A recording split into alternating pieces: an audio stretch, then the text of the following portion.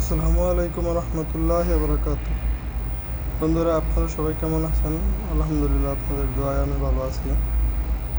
যারা সৌদি আরবে নতুন আসে, অনেক জায়গায় কাজের ইন্টারভিউ দেয়, ইলেকট্রিক্যাল কাজের অনেক জায়গার মধ্যে কেবল ট্রে অথবা ট্যাঙ্কিংয়ের কাজের ডিমান্ড থাকে, কিন্তু আমরা অনেকেই এই কাজগুলোর ইন্টারভিউ দিতে খুব ভয় পাই।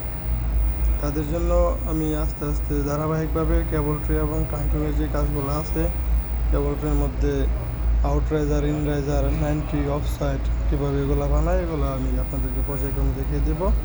তো যারা আমার চ্যানেলে নতুন, তারা আমার চ্যানেলটা সাবস্ক্রাইব করে দেবেন, ইনশাআল্লাহ আমাকে সাপোর্ট করবেন সব। এছাড়াও সৌদি আরবে ইলেকট্রিক্যাল কাজের যে কোনো ধরনের প্রয়োজনে আমাকে মেসেঞ্জারে অথবা আমার ইনবক্সে নক দিলে আমি আপনাদেরকে হেল্প করবো, ইনশাআল্লাহ। ওয়ারিং, এমটি যত ধরনের কাজ আছে সবগুলো আমি আপনাদেরকে যে কোনো কাজে যে কোনো ধরনের সহযোগিতা করতে পারবো, ইনশাআল্লাহ। তো আমি এটার মধ্যে আজকে আমাদের কাছে আছে, এটা একটা 10-এর কেবল ট্রাঙ্কিং। এটার মধ্যে আমরা একটা আউটরাইজার বানাবো। আউটরাইজার বানানোর জন্য, যেহেতু এটার হাইট, আগে আমার আউটরাইজার বানানোর জন্য অথবা ইনরাইজার বানানোর জন্য অবশ্যই আমার আগে ট্রাঙ্কিং অথবা ট্রের হাইটটা ম্যাটার করবে। এটার হাইট যেহেতু ম্যাটার 10, তো সেই হিসাবে আমি 4-4-8 গ্যাপ দিয়ে এভাবে একটা বি কাটিং দিয়ে দিই। বি কাটিং করার জন্য একটা মার্কিং দিচ্ছি, যেখানে আমি দেখিয়ে দিচ্ছি যে 4-4-8 একটা গ্যাপ নিয়েছি, আবার মাঝখানে একটা গ্যাপ দিয়ে আবার 4-4-8 একটা গ্যাপ নিয়েছি। নিয়ে সেটা যেভাবে একটা দাগ দিয়ে দিছি, যে দাগটা যেটা এটা থাকবে আমার জয়েন্ট প্লেট হিসেবে আর কি। আর এই আড়াআড়িভাবে একটা বি কাটিংয়ের জন্য একটা দাগ দিয়ে দেবো। এই যে দাগ দেওয়া শেষ। আর এই মাঝখানে এই যে জায়গাটাকে সোজা যে দাগটা থাকবে, এটা আমার থাকবে জয়েন্ট প্লেট হিসাবে। এখানে কোনো কাটাকাটি হবে না, শুধু এটার মধ্যে একটা স্পট করে দেবো। আর স্পটটা এখানে না দিলেও চলে, কারণ স্পটটা শুধু ট্যাঙ্কিংয়ের নিচের তলায় অথবা ট্রেন নিচের তলার মধ্যে দিলে চলে, আলহামদুলিল্লাহ। তো এই যে এখানে যে দাগটা দিচ্ছি, দাগটা দেওয়ার কারণ হচ্ছে যে সোজাভাবে ট্যাঙ্কিংয়ের তলার মধ্যে যে দাগটা দেওয়া হচ্ছে, দাগটা দেওয়ার মানে হচ্ছে এখানে 2 মিলি ফালাই দিলে তাইলে আমার কাটার পরে এটা টান দিলে সুন্দর মতন আসা যায়।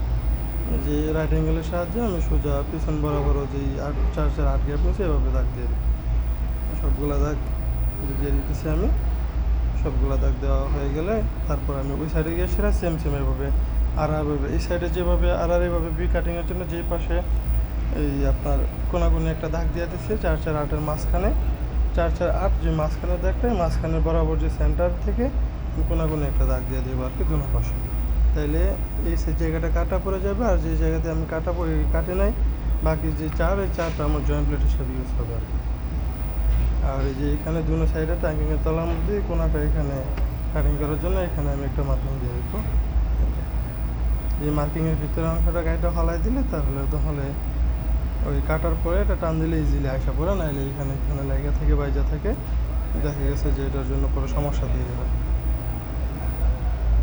যারা আমার চ্যানেলে নতুন, অবশ্যই আমার চ্যানেলটা সাবস্ক্রাইব করে রাখবেন আর আমাকে সাপোর্ট করবেন। আমিও নতুন, আলহামদুলিল্লাহ আমাকে সবাই সাপোর্ট করবেন। যে কোনো ধরনের সহযোগিতায়, ইলেকট্রিক্যাল কাজে যে কোনো সহযোগিতায় আমি আপনাদের পাশে আছি সবসময়, ইনশাআল্লাহ। আমার নিজের কাজও শেষ, এখন আমার আরেক সাইডের কাজ। এই মাঝখানে সেম আমি একটা দাগ দিয়ে নিব, তারপরে যে আমার হাতের বাম সাইডে এইদিকে এখান থেকে আড়াআড়ি একটা দাগ দিয়ে দেবো।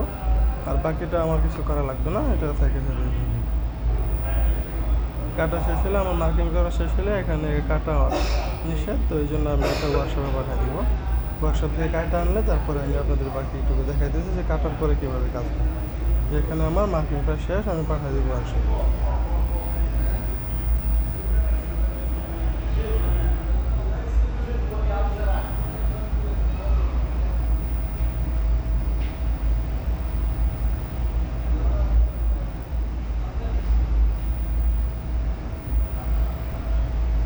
যে আমি দেখাই দিই এই জায়গাটা ক্রস, এই যে জায়গাতে ক্রস, এই জায়গাটা কাটা পড়ে যাবে আর কি।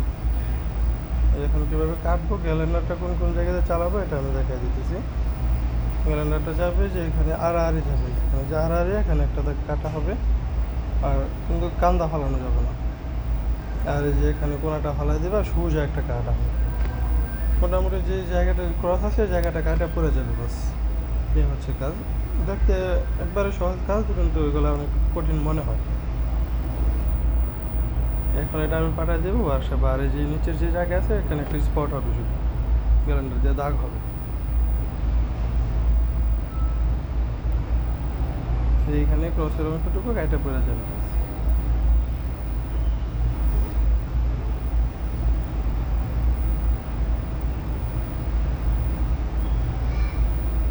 ওয়ার্কশপ থেকে এই যে কাইটা নিয়ে আসছে, দেখেন কীভাবে কাটছে। এটা সেম যেভাবে দেখাইছি, যে মাঝখানের অংশটুকু কাইটা পড়ে গেছে, এখানে 2 মিলি করে টাঙি তলাটা কাইটা দিছে।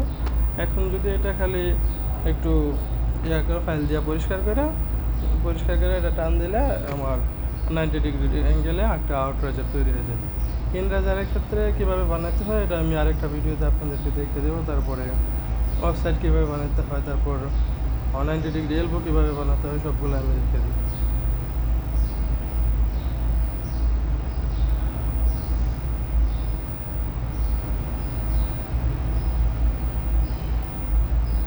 আমার আউটরাইজার এটা কিন্তু মোটামুটি প্রস্তুত। এটা প্রায় শেষের দিকে কাজ, এটা মোটামুটি প্রস্তুত। এটার মধ্যে আর কোনো কাজ না, এটা শুধু এখানে যেখানে আটকে যায় এখানে একটু হালকা টোকা বাড়ি দিয়ে দিলে এটা ভিতরে ঢুকে গেছে। তারপরে যেখানে প্রয়োজনীয় 3-4টা 6 মিলি ক্রেস বোল্ট অথবা গ্রিন বোল্ট যাই থাকে এগুলো লাগাই দিলে বাস এটা হয়ে গেছে। পরে যেখানে জয়েন দেওয়া দরকার সেখানে জয়েন দিয়ে দেবে।